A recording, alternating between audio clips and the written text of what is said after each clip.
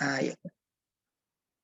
Ahora sí, clase número 24, clase 24. Hemos estado revisando primer y segundo semestre los lentes para ver la Biblia. Eso quiere decir que cada una de las clases que hemos tenido nos sirven para mirar la Biblia como un todo. Ya no son temas específicos, ya como se podrían de repente o podríamos recibirlo en una teología sistemática, donde se sistematizan algunos tópicos, algunos temas, eh, sino que lo que buscamos en primer lugar son temas generales que abarquen toda la escritura y que, digamos, con ese punto de vista podamos mirar toda la Biblia. Entonces, estos primeros que llamamos nosotros lentes para ver la Biblia, nos han servido para más o menos ubicarnos en el contenido general de lo que la Biblia está diciendo. En el tercer semestre, que es el cuadro de la voluntad de Dios, ahí tratamos de armar todo lo que hemos visto en el primer y el segundo semestre, tratamos de armar una historia completa de lo que la Biblia nos dice desde antes de la eternidad hasta el fin de los tiempos. Ya la escritura es muy amplia en cuanto a revelarnos incluso lo que ocurre antes del principio. Génesis 1:1 parte diciendo: en el principio creó Dios los cielos y la tierra, pero la escritura muchas veces se refiere a antes del principio, o como dice Pablo, antes de la fundación del mundo. Se nos revela qué ocurre en la eternidad, se nos dice que Cristo es preexistente, estaba antes de la eternidad, que su sentir humilde, dice Filipenses 2, ¿verdad? También se manifiesta antes de la fundación del mundo. Y la Biblia nos muestra ese camino del Hijo del Hombre desde antes de la eternidad hasta que viene a este mundo, su propósito con la venida, digamos, con esta primera venida de Jesús.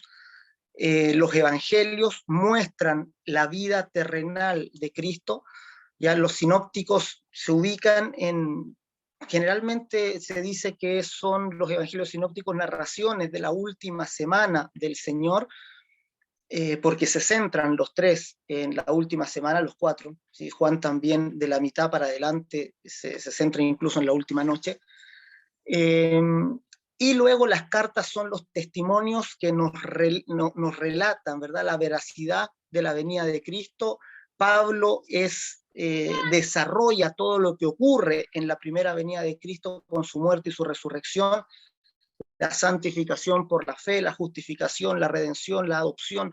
Todos son temas que Pablo, ¿verdad?, pone sobre la mesa enseñándonos qué significó que Cristo haya venido y que haya muerto y resucitado.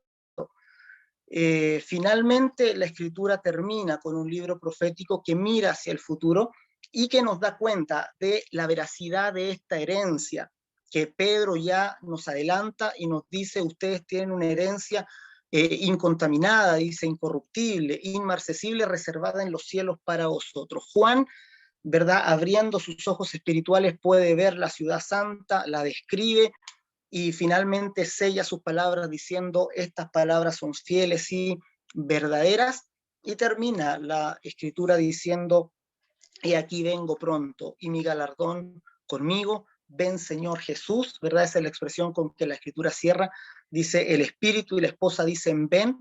La escritura termina con este sentimiento de la inminencia de nuestro encuentro con el Señor y de la inminencia de la eternidad. Entonces toda la escritura, ya desde el Génesis al Apocalipsis, nos cuenta una historia, nos relata la historia del Hijo del Hombre, la historia de Jesús, y qué posición tenemos nosotros con respecto a esta historia. Y esto es lo maravilloso de la escritura. Entonces, hemos revisado lentes, temas que, si bien tienen alguna conexión uno con otro, no nos hemos dedicado a ver esa conexión, solamente nos hemos dedicado a ver cada tema por separado. Tercer semestre tratamos de incluir todo en una sola gran historia. Y cuarto semestre, que es el último, entonces vamos a ver algunos aspectos prácticos de cómo lo que aprendimos nos sirve en la práctica para llevar adelante nuestra vida de fe, la vida pública que le llamamos, y cómo desarrollar un ministerio, digamos, para cumplir finalmente la tarea que el Señor nos entregó. Esta misión que tenemos como iglesia y como creyentes cada uno de nosotros. Entonces vamos a la clase de hoy. Hoy nos toca ver la clase 24, como les decía, que es la oración que enseña la Biblia. Ya vamos a ver temas, o sea, vamos a conversar un poco bien en general acerca de lo que la Biblia habla de la oración. Lo vemos como un lente porque en toda la Biblia hay oración, desde que Dios pone, ¿verdad? Crea, ¿verdad? Forma una criatura, un ser espiritual. Este ser espiritual se comunica de alguna manera con Dios, y la oración es la manera en que los hombres se comunican con Dios. Ya es esta comunicación en el espíritu que tenemos con Dios. Vemos a los hombres del Antiguo Testamento continuamente orar, a los profetas orar y recibir revelación de Dios, y vemos también a los del Nuevo Testamento orar, aunque como vamos a ver la oración del Antiguo y Nuevo Testamento difieren en un fundamento bien, bien importante. Entonces, clase número 24, la oración que enseña la Biblia. Vamos a comenzar diciendo que la oración es fruto de la fe. Leamos todos juntos ese verso que tenemos ahí, Hebreos 11, 6, 1, 2 y 3. Pero sin fe es imposible agradar a Dios, porque es necesario que el que se acerca a Dios crea que le hay y que es galardonador de los que le buscan, ¿verdad? Hablándonos de la fe, el autor de Hebreos nos dice que todo aquel que se acerca a Dios se acerca por la fe. Y la fe no es algo que nazca en nosotros independiente de Dios. Ya muchas veces en el mundo se entiende el concepto de fe como algo nuestro, pero en desconexión con Dios, como algo nuestro privado. Sin embargo, la fe digamos, que nos muestra la Biblia es una fe que descansa en las palabras de Dios. Ya no es una fe en el aire, no es una fe solo en el creer. Ya generalmente el mundo usa la expresión fe en este sentido, ¿verdad? Dice, vamos, ¿verdad? Me levanté este día creyendo que me va a ir bien, tengo fe en que me va a ir bien, o tengo fe que voy a conseguir ese trabajo, o tengo fe que va a pasar tal o cual cosa. De pronto cuando uno dice, cuando está programando alguna actividad de repente, ¿verdad? Y uno dice, oye, ¿qué hacemos si llueve ese día? A veces la gente le dice, pero ¿cómo, pastor? Usted no tiene fe, ¿verdad? Entonces, la fe a veces se entiende como una fe en el vacío, como una fe de solo una creencia interna en alguna situación particular que me beneficia, ¿ya? Porque si yo estoy organizando una actividad para el día sábado, por ejemplo, al aire libre, que no llueva me beneficia a mí, pero quizá otra persona está necesitando esa lluvia, ¿ya? Entonces, la fe no es una fe que, digamos, una creencia en el vacío, una creencia en el aire, sino que es un descanso, es una creencia en algo que Dios dijo. Y eso es muy importante. La fe es aferrarnos a lo que Dios ya dijo y creerlo firmemente. Entonces la fe no se puede separar de la palabra de Dios, de la palabra y de la revelación del Evangelio. La fe de la Biblia, la fe que salva, es la fe en el Evangelio, es la fe en las palabras de Jesús, en la buena noticia que Jesús vino a manifestarnos, a mostrarnos, y por eso el autor de Hebreos dice, sin fe es imposible agradar a Dios, en el sentido de acercarnos a Dios o en el sentido de orar. Toda oración que se hace en base a una fe en el aire no es realmente una oración, ¿ya? No es realmente, podríamos decir, la oración que es una respuesta del ser humano común, ¿ya? La oración, así cuando lo hablamos bien en general, la oración es una respuesta del espíritu humano, ¿ya? Y sin importar, no es algo particular del cristianismo. Todas las religiones oran, ¿ya? Incluso las tribus en África, ¿verdad? Que creen en sus antepasados, ellos también practican la oración. La oración es una respuesta natural por el hecho de ser seres espirituales. Eh, Eso es tomando el término oración lo más general posible, pero cuando nos vamos a la escritura, la oración tiene un significado particular, y que significa, ¿verdad?, una respuesta a las palabras de Dios, a las palabras de Jesús. Por eso dice aquí Hebreos, el que se acerca a Dios o aquel que se dispone a orar, es necesario que confíe en lo que Dios ya dijo, que conozca lo que Dios ya dijo y se tome de esto, ¿verdad? Y crea fielmente lo que Dios está diciendo. Por la oración, entonces, es un fruto de la fe, pero no de una fe en el aire, no de una fe personal que no se conecta con nada, sino una fe que conoce a Dios, una fe que es respuesta a lo que Dios ya estableció, lo que Dios ya dijo.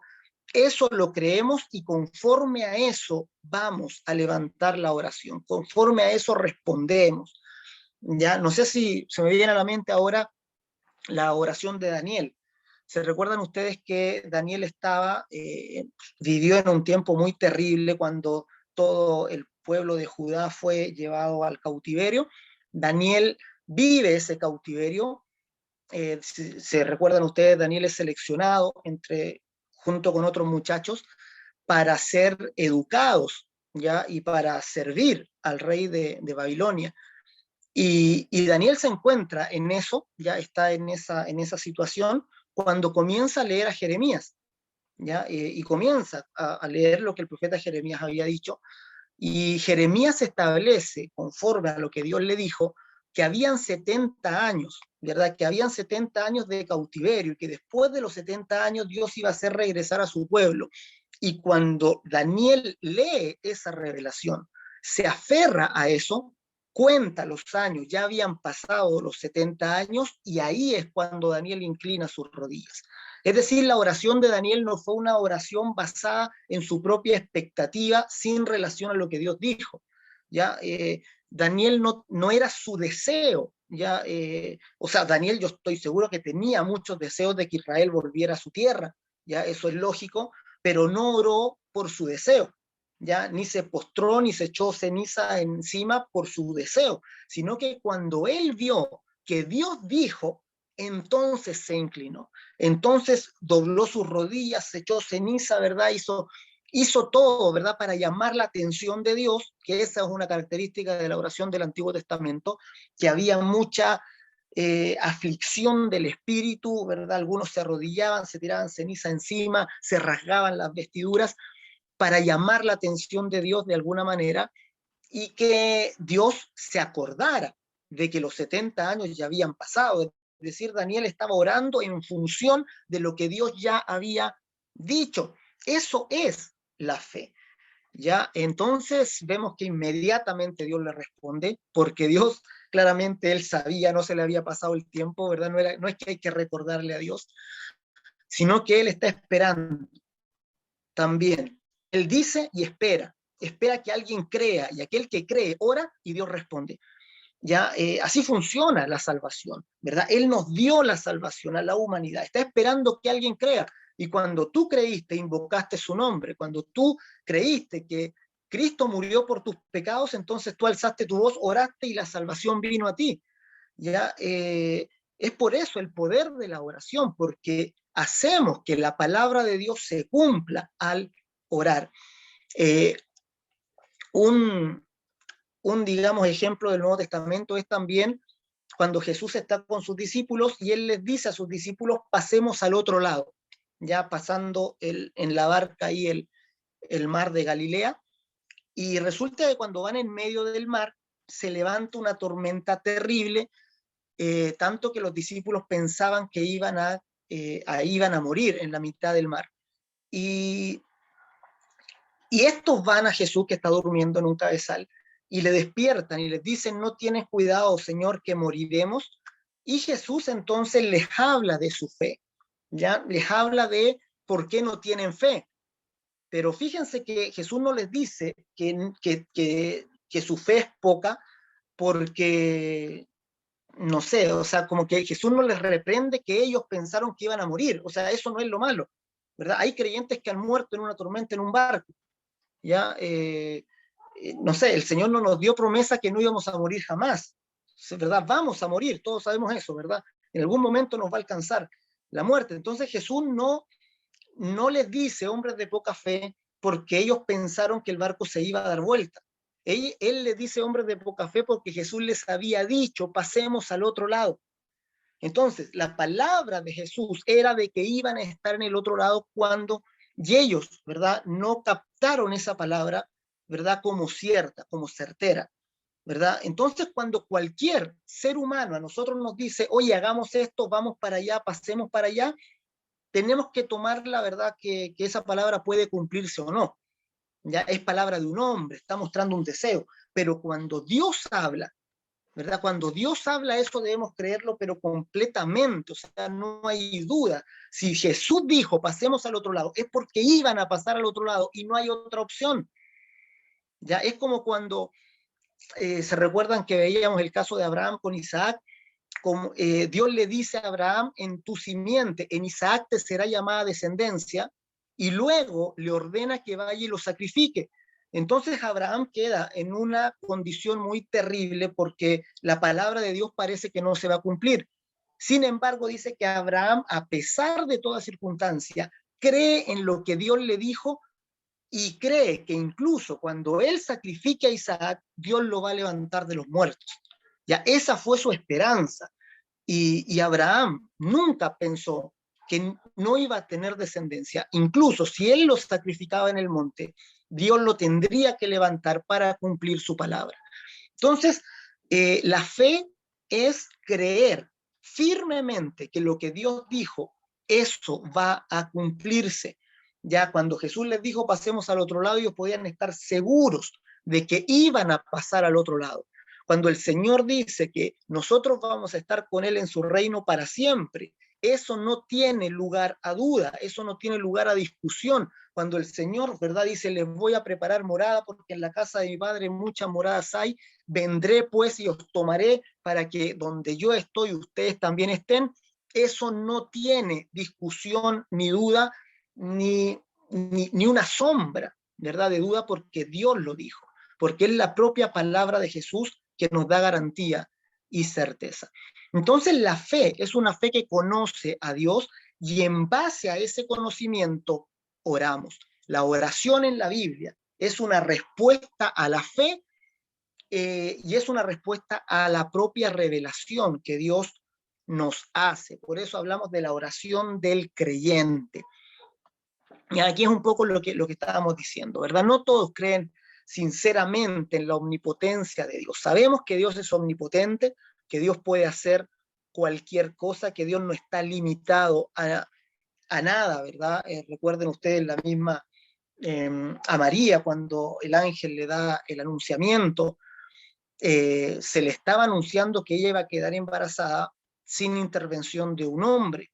Y eso es imposible. Entonces, María conocía la imposibilidad de dar a luz sin estar, ¿verdad?, con un hombre. Entonces ella dice, ¿cómo pues será esto? ¿Ya? Porque ella se sorprende, no es que dude de las palabras. ¿Ya? María no está dudando, al contrario de Zacarías, ¿verdad?, el papá de Juan el Bautista, que sí dudó. ¿Ya? ¿Verdad? Zacarías hace una pregunta dudando y por eso el ángel lo deja mudo. Pero María no responde con incredulidad. María cree que Dios es capaz de hacer eso, pero se pregunta cómo, ¿verdad? Porque ella no conocía mecanismo posible, entonces ella dice, ¿cómo pues será esto hecho en mí? Y el ángel le responde y le dice, el Espíritu Santo vendrá, te cubrirá con su sombra y engendrarás del propio Espíritu de Dios. Claramente esas palabras no aclaran todo el panorama, ¿verdad? Ella no recibió una clase de cómo iba a ser, sin embargo ella cree y ella dice, hágase en mí conforme a tu dicho, hágase en mí conforme a tu palabra. Entonces, creemos que Dios es omnipotente, pero lamentablemente muchos de nosotros cuando oramos dudamos de esa omnipotencia, ¿ya? Dudamos y muchas veces tratamos de suplir esa falta de fe con, ¿verdad? Con alguna otra cosa física, con algún grito, con algún llanto, ¿verdad? De repente con algún desahogo, de tal manera que muchas veces la oración viene a ser un verdadero desahogo emocional para nosotros, pero no tiene efecto al no estar descansando en la fe. ya creemos en un Dios todopoderoso, ya en un Dios que todo lo puede. De tal manera que en Marcos 9:23 Jesús le dice a los papás de un muchacho que está muy enfermo y endemoniado, les dice, si puedes creer, al que cree todo le es posible. ¿Ya? Esta expresión es maravillosa, es como un cheque en blanco, ¿verdad? Es diciéndonos, mira, yo puedo hacerlo todo, ¿verdad? Si tú eres capaz de creer, ¿verdad? No hay límite, ya no hay límite.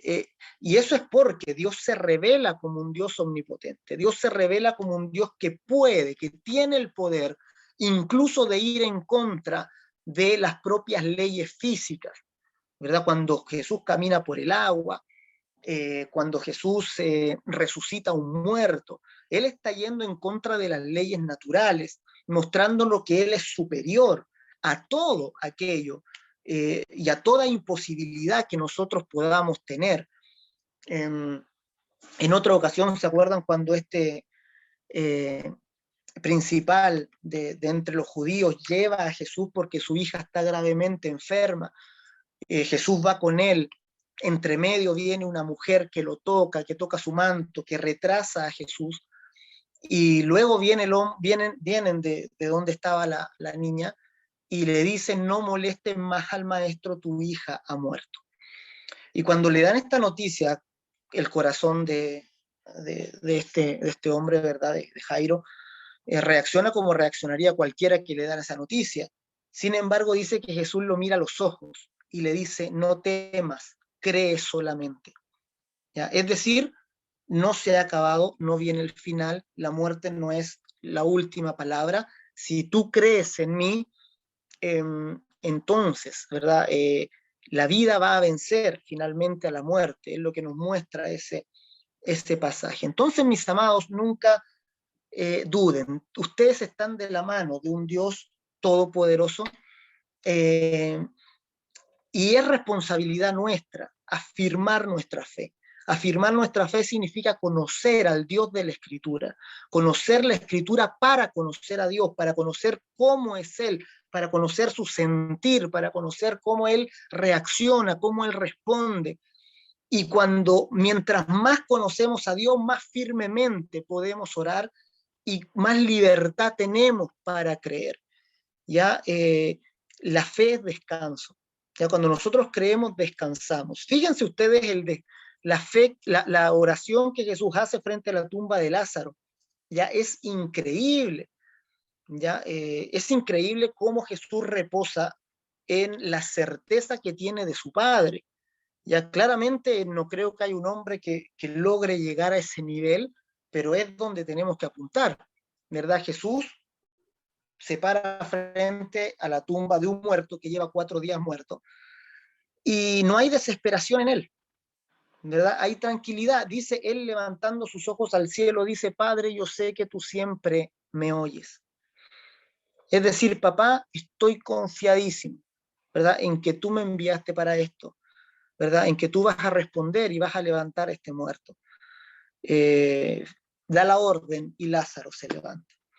Entonces la fe nos hace descansar, la fe nos hace descansar en un Dios que es benefactor, en un Dios que nos protege, en un Dios que nos ha dado grandiosas, grandísimas promesas, dice la Escritura. Y por eso ahí en la foto, ¿verdad? Están las manos ahí orando sobre la Biblia, ¿verdad? Es como debería ser nuestra oración continuamente.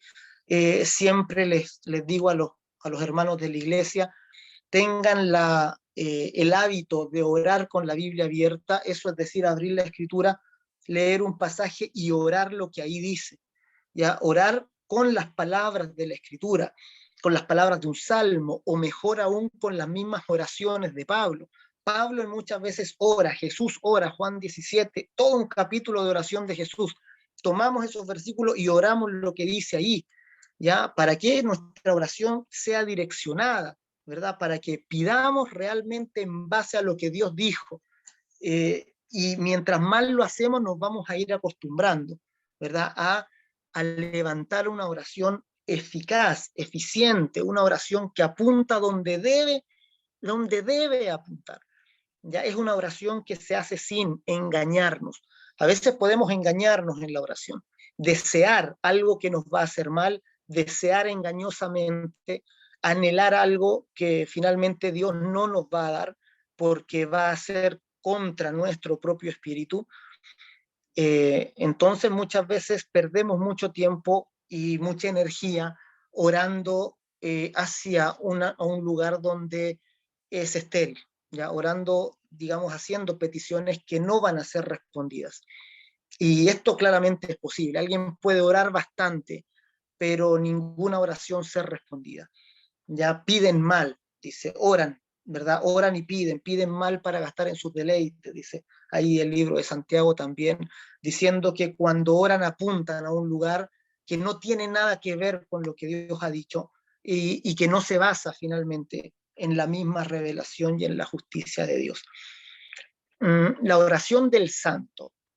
Ya vimos la oración del creyente, se necesita fe para orar. Ahora vamos a ver que la oración la hacen los santos. Ya la oración necesita, requiere de santidad.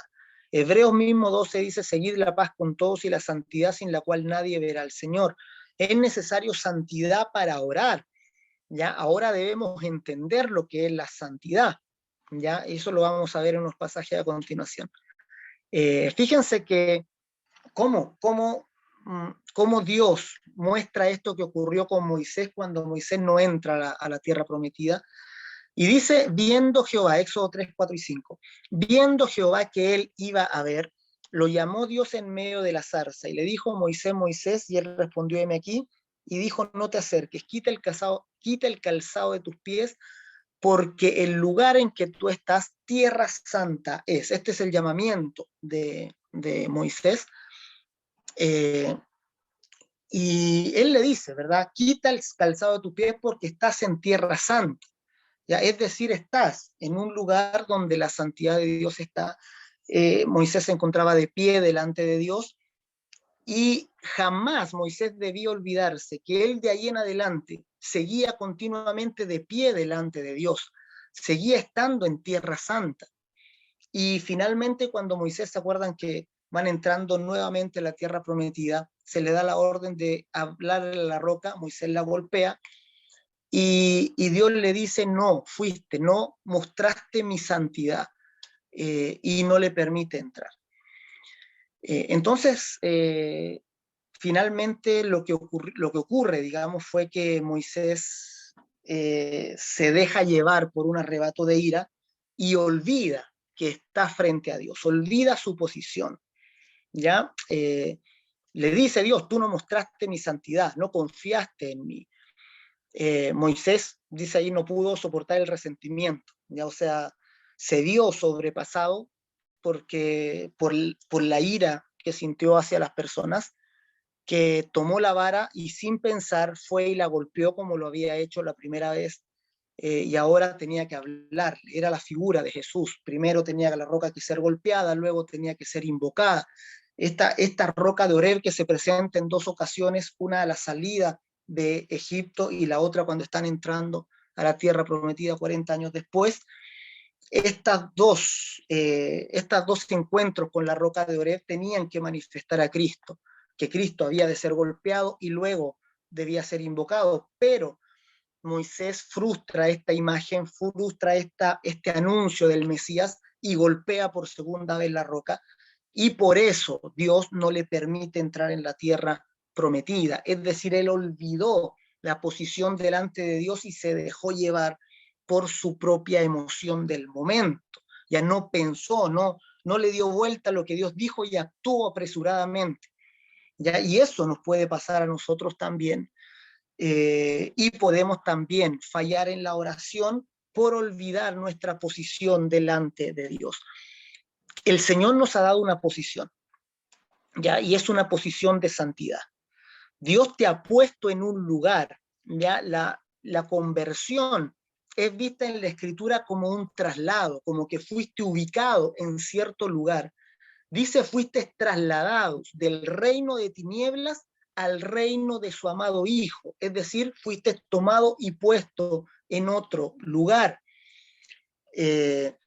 Incluso hay una palabra ahí que no la tengo ahora, ¿verdad? Pero que es la misma palabra que se usa para cuando Enoc caminó con Dios y desapareció. ¿Se recuerdan?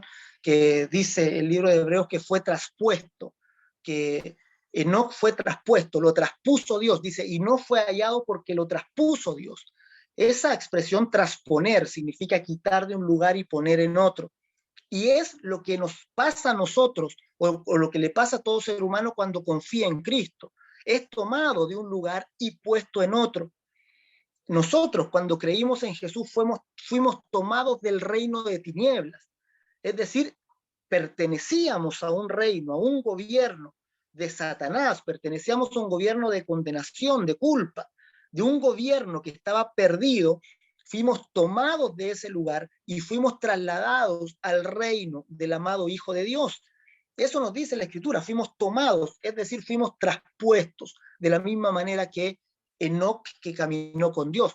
Lo que pasa con Enoc en Génesis es una muestra, una figura, una parábola de lo que pasaría con el creyente cuando pusiera su fe en Cristo. Sería tomado de un lugar y puesto en otro.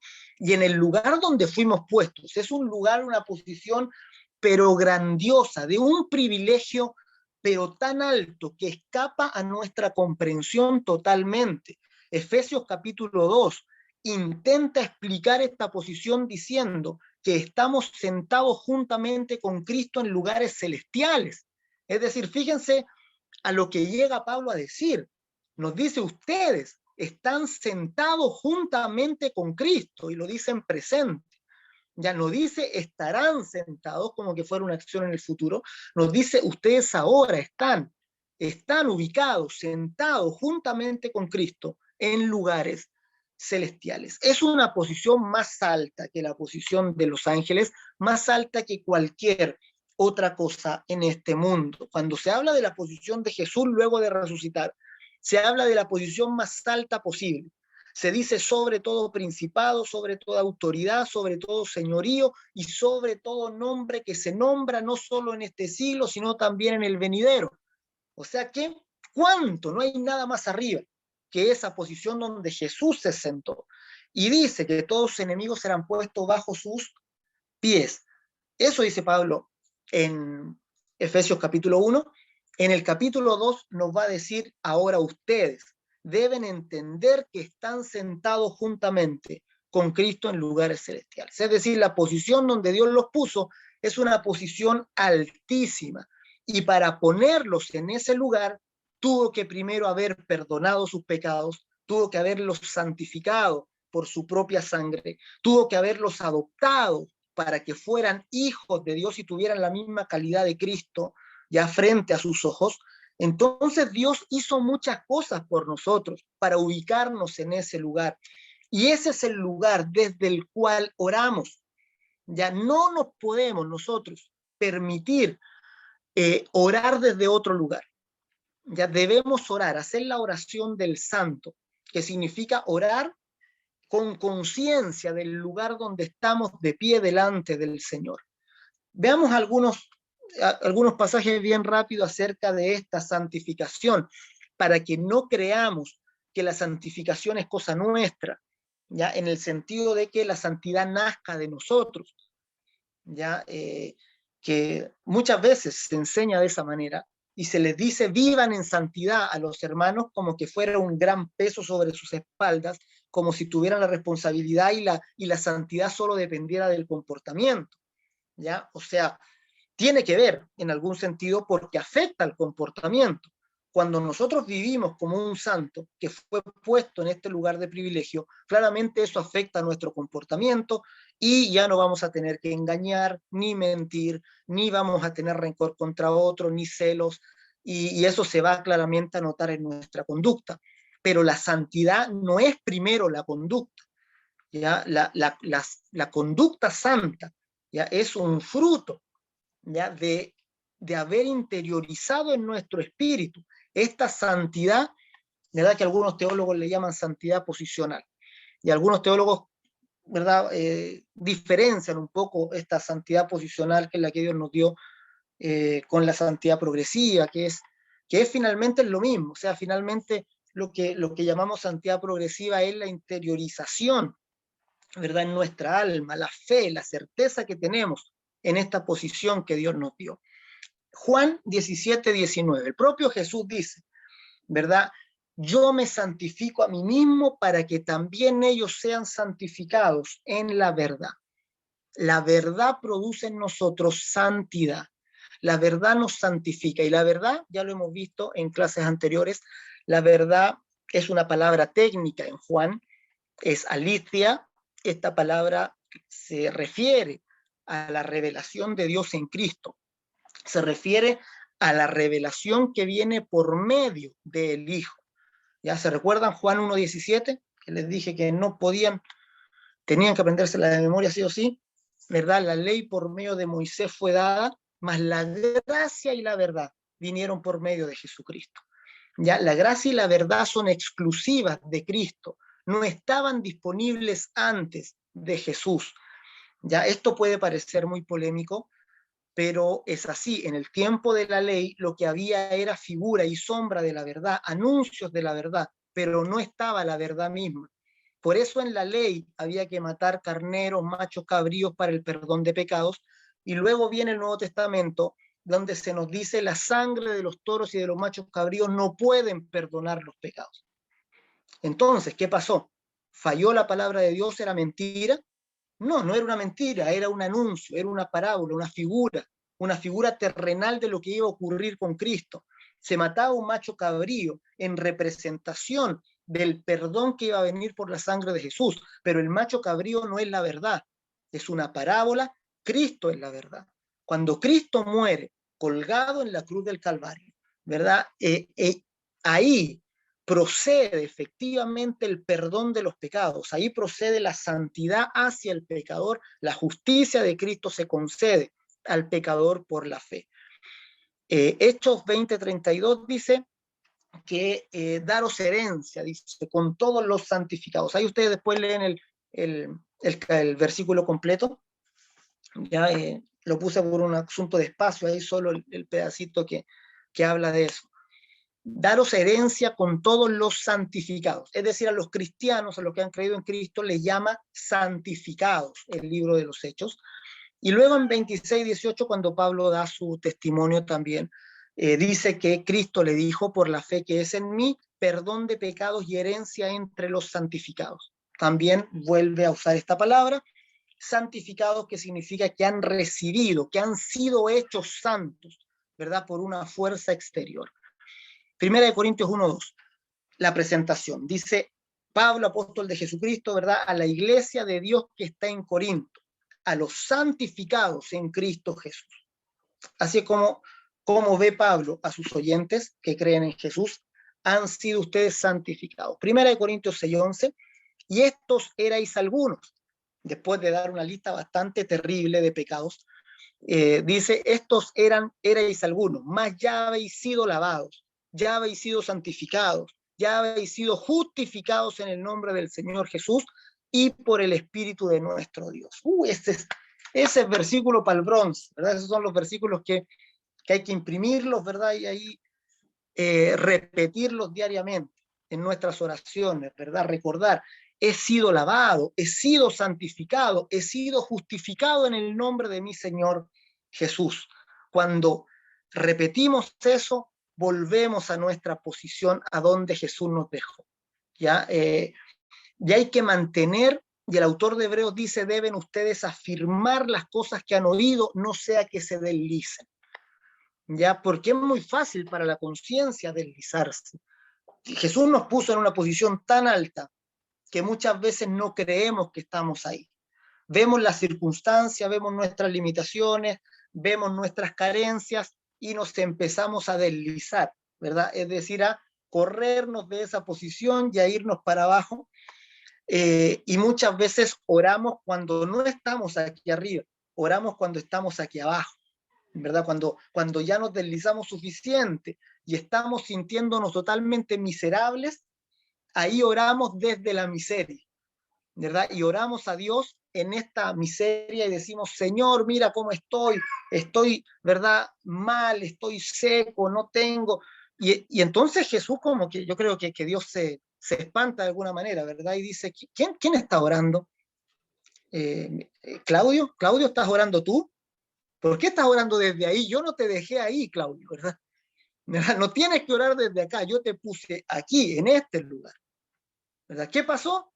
Que Claudio miró otras cosas, no tomó atención suficiente y se empezó a deslizar, ¿verdad? Y pronto, con el tiempo, ya estaba muy lejos en su conciencia.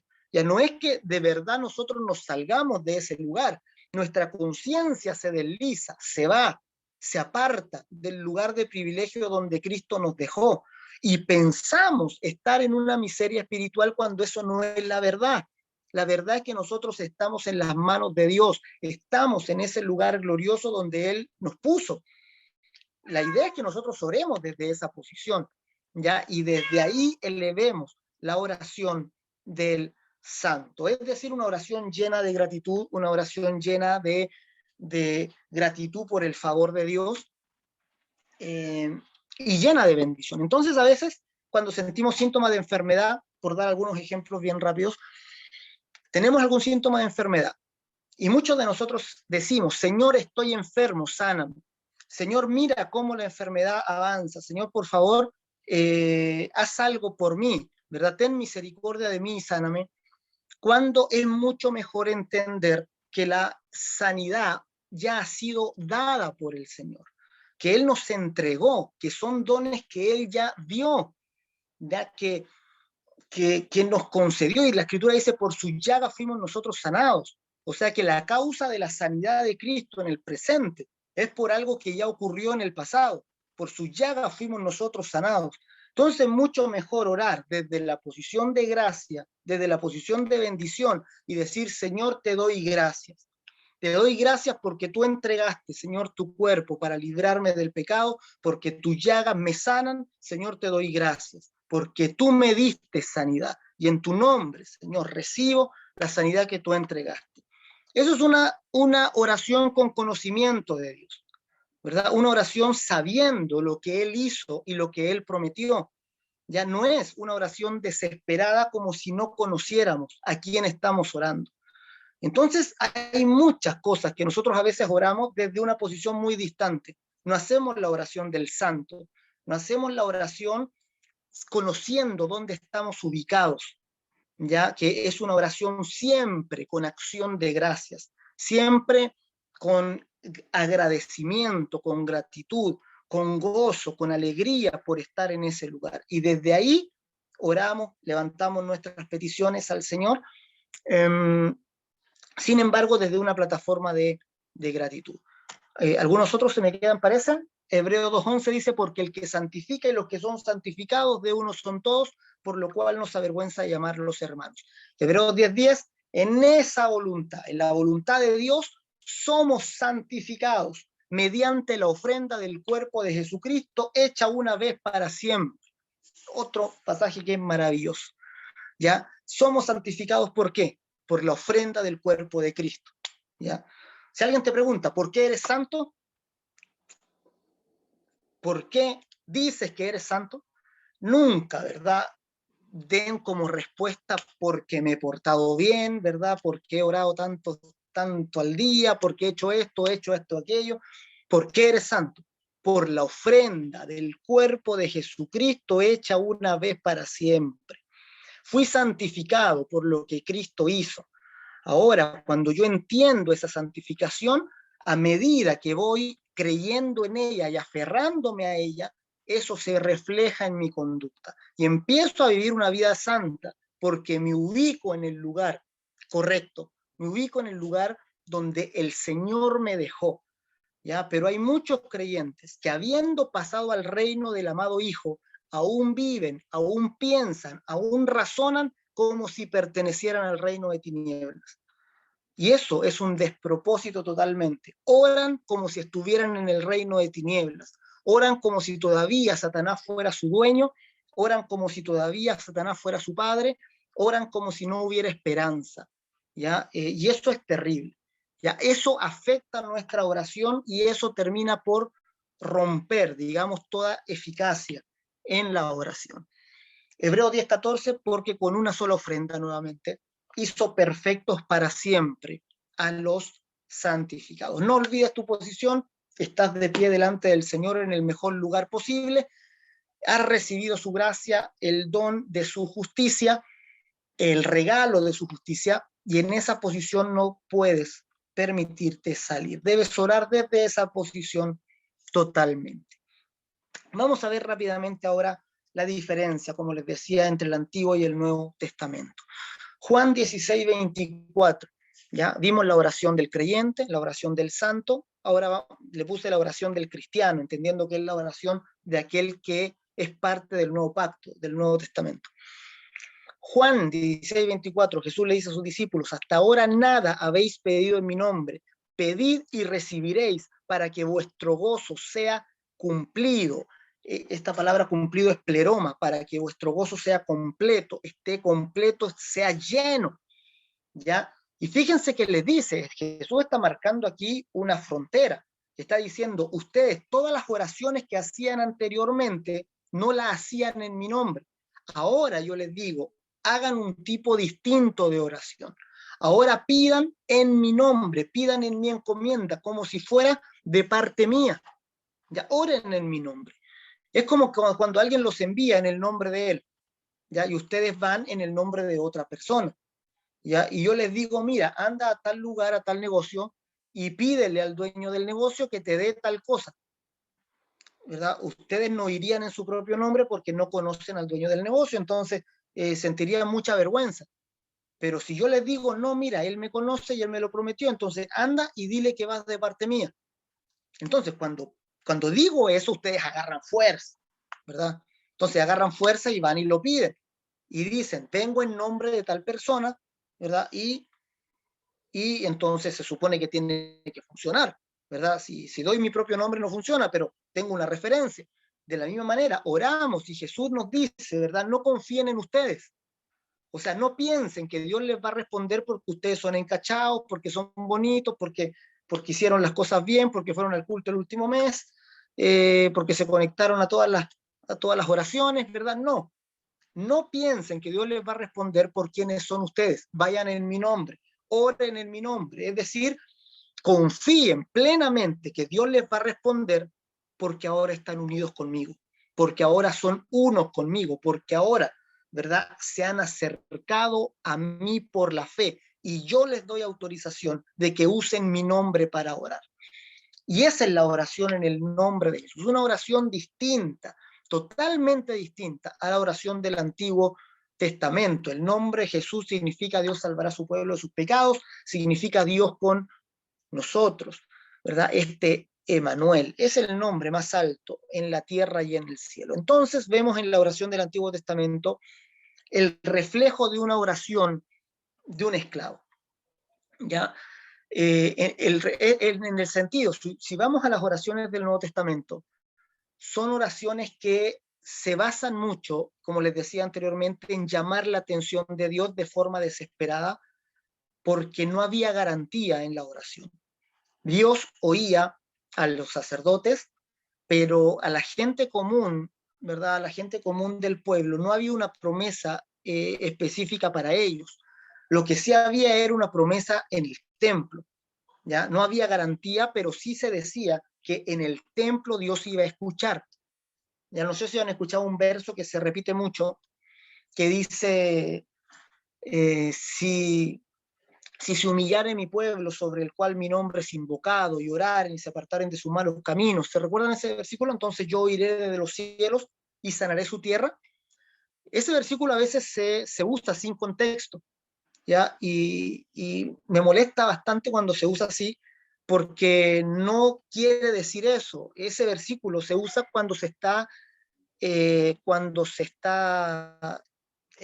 entrega, se construye el templo, se termina de construir el templo y se dedica. En la dedicación del templo se hace una oración a Dios y Dios responde.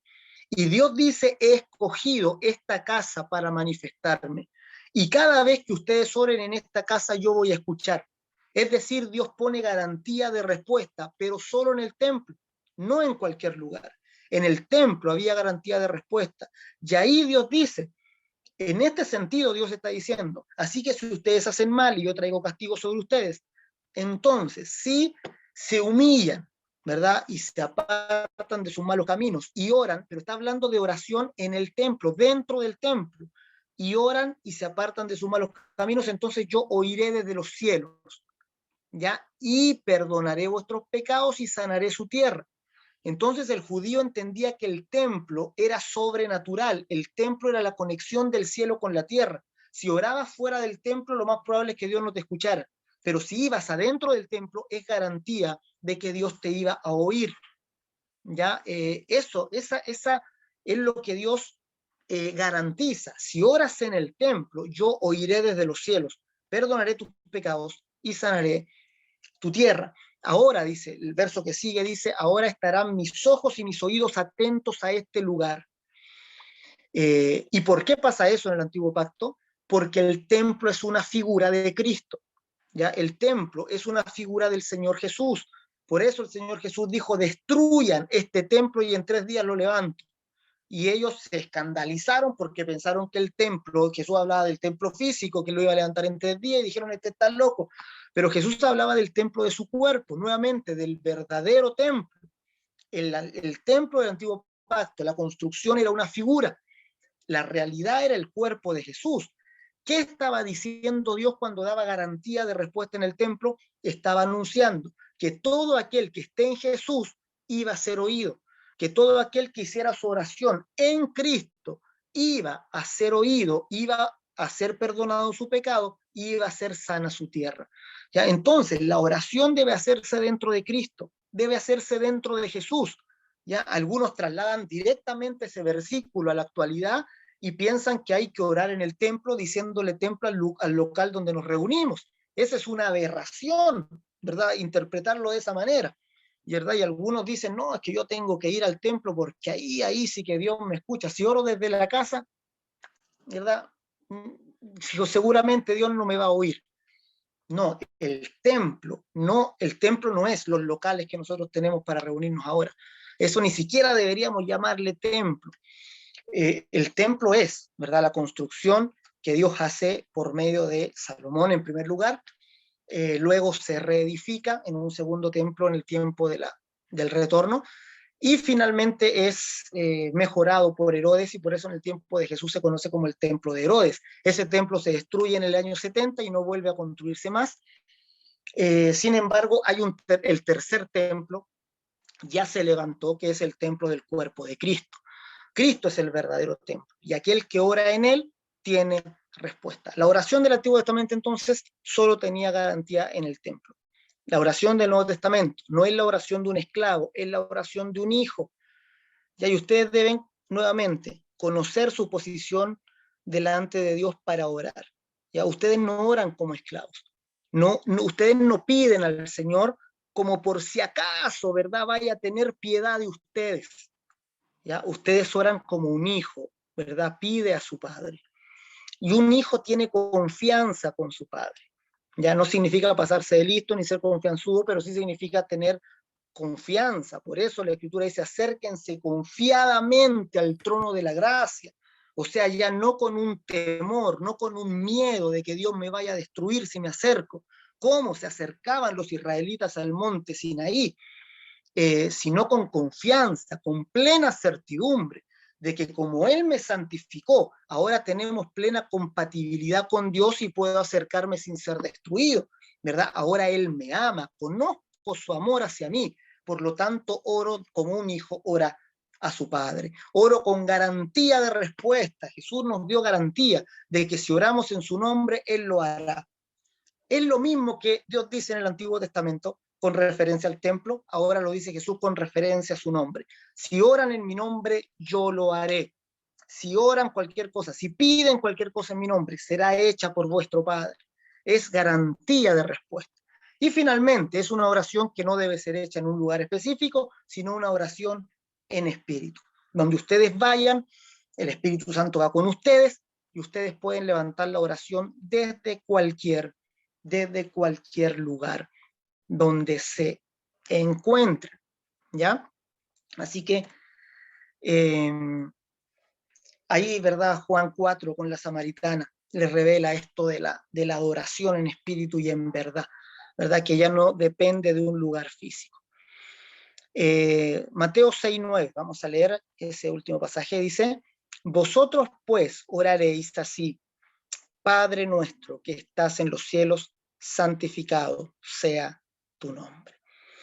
Esta es una oración en el nombre de Jesús, ¿sí? Y tomé este pasaje porque no quiero que se engañen, que algunos creyentes piensan que orar en el nombre de Jesús significa hacer una oración cualquiera y al final, ¿verdad?, decir el mantra, decir, te lo pido en el nombre de Jesús, amén.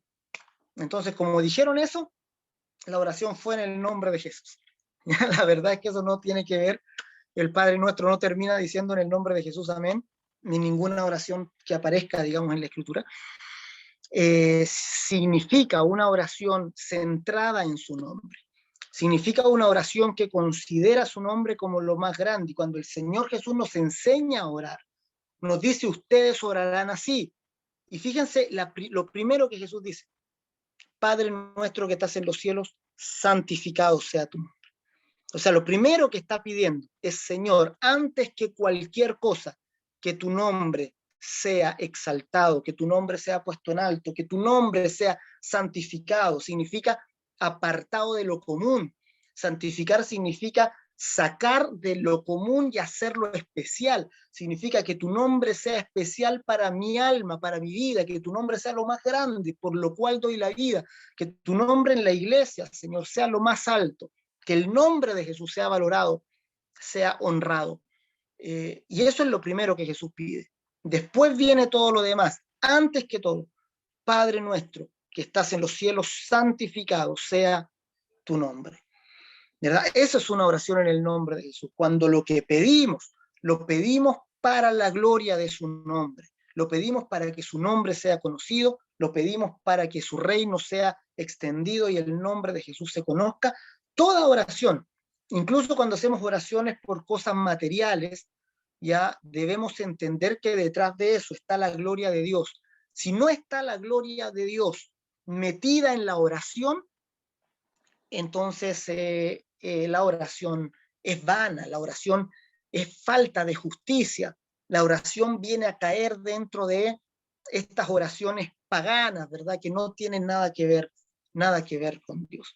Entonces, si yo, les voy a poner un ejemplo bien loco, no sé, si yo oro por algo material, ya que puede sonar una oración bien superflua, ¿verdad? O pido por un mejor vehículo, por ejemplo, ¿ya? Y yo pido por esto. Algunos preguntan, ¿verdad? ¿Está bien o mal orar para cambiar el auto? ¿Ya? Es una buena pregunta, ¿verdad? Para discutirla.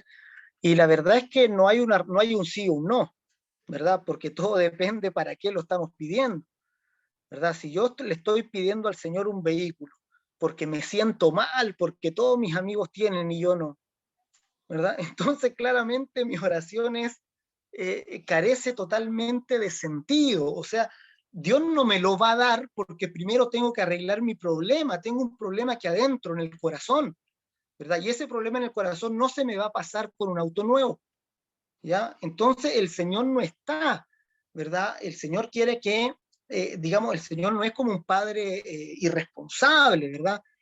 Que que nos da lo que pedimos y que nos deja con las heridas. Ya no, el Señor va a tratar con nuestras heridas, Él quiere nuestro crecimiento real. Entonces yo le estoy pidiendo, Señor, dame un vehículo porque me siento mal, porque me siento pobre, porque ¿verdad? Veo los vehículos de mis amigos y como que me siento, no, el Señor tiene que tratar con mi corazón primero, en primer lugar, hay algo que está mal ahí, ¿verdad? Y cuando el Señor trate con eso, luego entonces puede dármelo. Ahora, si alguien está pidiendo un vehículo nuevo diciendo, Señor, porque mira, de verdad, yo siento que es necesario para lo que me pediste que tenía que hacer, ¿verdad? Entonces, claramente estoy pidiendo para la gloria de su nombre, estoy pidiendo algo material, ¿verdad? No engañando a Dios, ¿verdad? Él pesará las intenciones, nosotros quizás podemos engañar a nuestros pares, pero nunca a Dios. Entonces, mis amados, ustedes procuren que todas sus oraciones sean para la gloria del nombre de Jesús, ya que no sea para cubrir algún área en la que tiene que ser sanado el corazón primero. ¿Ya? O sea, yo puedo estar pidiendo algo pensando que eso va a solucionar mi problema, cuando la verdad es que si Dios me lo da, solo lo va a agravar. ¿Ya? No sé si me entienden. Dios conoce completamente cómo funcionamos. Dios conoce nuestro corazón y Él nos va a dar lo que necesitamos en el tiempo en que lo necesitemos. El Señor dice, antes que abran la boca, Dios sabe de qué cosas tienen necesidad. Así que cuando oremos por algo, ya también pesemos, ¿verdad? El hecho de que, Señor, yo estoy pidiendo esto responsablemente, ¿verdad? Y de verdad creo que, ¿verdad? Te lo pido, ¿verdad? Por tal o cual motivo, ¿verdad? Orando de esta manera al Señor. Ahora puede ser que incluso nosotros mismos estemos engañados, que muchas veces no sepamos muy bien nuestras propias motivaciones, pero sin embargo, si oramos mal en ese aspecto, no pasa nada, ¿verdad? No es que Dios nos vaya a castigar ni nada por el estilo, ¿verdad? Solamente debemos pedir al Señor discernimiento, ¿verdad? Al ir avanzando, orando al Señor, no hay que dejar de orar, no hay que dejar de pedir, aunque muchas veces vamos a ver que nuestra oración quizás se demore un poco más de la cuenta en ser respondida. No pensemos que Dios se tarda, ya no pensemos que es culpa de Dios que no me tome en cuenta. Ya siempre cuando Dios se tarda, algo tiene entre manos, ¿verdad? Algo tiene que hacer primero en tu corazón, algo tiene que hacer primero en tu vida, algo tiene que arreglar en primer lugar, pero Dios no llega tarde, ¿ya? Y cuando tú pides algo, Dios se toma esa oración más en serio que tú mismo. ¿Ya? Y a veces nosotros hacemos oraciones a la ligera que después olvidamos, pero cada petición que tú haces, Dios la toma, porque eres hijo, ¿verdad? Porque eres su hijo. Cuando un hijo me hace una petición, no me es indiferente esa petición, ¿ya? Porque se trata del deseo de mi hijo, aunque el deseo, ¿verdad? Según mi concepción, no se alinee con lo que yo quiero para él, de todas maneras es mi hijo y yo considero su deseo, ¿ya? Entonces, quizá busco la manera de cómo darle lo que él me está pidiendo. Quizá haya que hacer algo primero, quizá haya que buscar alguna forma, alguna manera, pero nunca dudes, ¿verdad? Y ni pienses que Dios te abandonó, que Dios te dejó, o que Dios está en otro lado, ¿ya? Que no te tome en cuenta. Confía en el Señor. ¿Ya? Él, fíjate, se revela como un Dios que tiene total control de nosotros. Jesús dijo, aún los cabellos de tu cabeza están todos contados, así que jamás duden de el amor de Dios y de cómo Él los oye cuando ustedes oran en el nombre de su Hijo.